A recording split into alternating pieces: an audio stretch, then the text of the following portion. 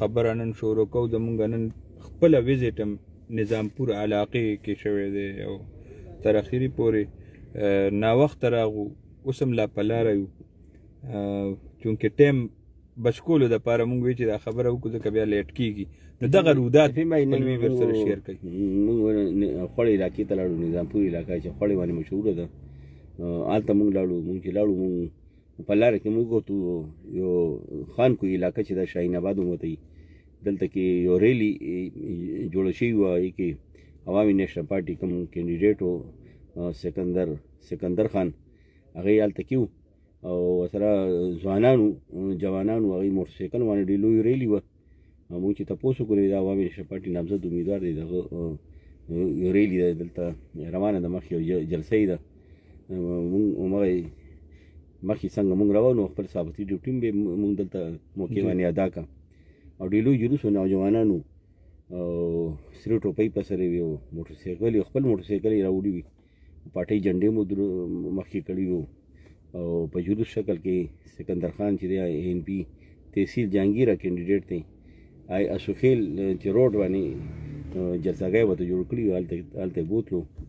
او هلته سکندر خان دی ورسره کوم نور مېلمانو هغوی هلته خطاب وکړو. دور افتاده علاقه وه او ډېره دور افتاده علاقه ده. خو ما وکتو تفهیم دا خلک چې ډېر کمیټډ خلک وو، جمهوریت سره کمیټډ وو او کوم عوامي نیشنل پارټي کوم ترانې دي انقلاب بارے کې داسې کم پښتنو بارے بیداری کوم ترانې آیم وقتاً فوقتاً لګولو خپل کارکنان چې جذبات یې ګرمولو او ډېر خان داسې هلته سکندر خان چې هغه هلته خطاب هم وکړو، خپل ورکر دي کوم علاقې مشران دي هغوی ته یې دا ووایي چې زه چې راغلی یم سیاست ته راغلی یم، خدمت ته راغلی یم او که ما د یو روپۍ کرپشن اراده مې وي نو الله دې ما کامیاب نه کړي. نو صرف خدمت مې مقصد دی. ما خاندان ټول عمر تاسو خدمت کړی و، تاسو ټول نه پوهې باخبر یې ما نیکه چې دی جان محمد خان هغه خدمت کړی، بیا مې تره خدمت کړی، بیا مې پلار خدمت وکړو، اوس ما ته خدمت حواله دی. نو څنګه مې مخکې مایوس کړي نه اوس به هم تاسو مایوس کوم نه. تفهیم وایي دلته به مونږ مخکې به مونږ لاړو، مونږ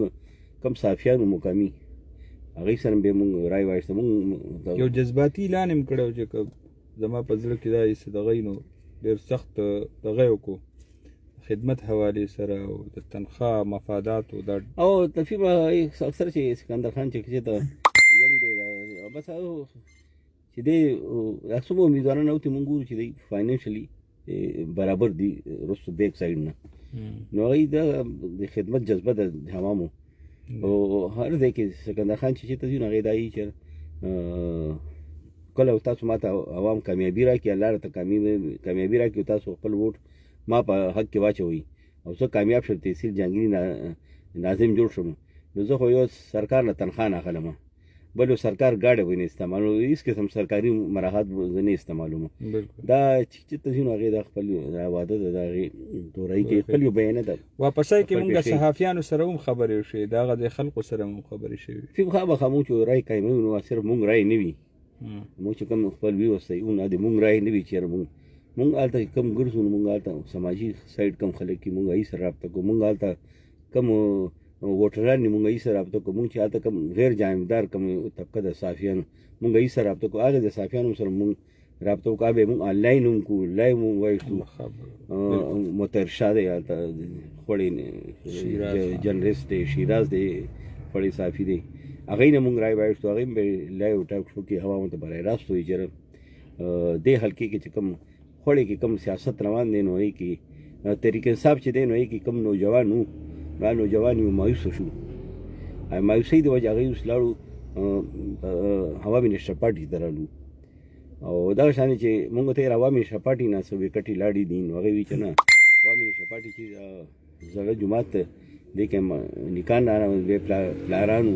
بیا اوس بچي را روان دي، نو دا یو سلسله را روانه ده.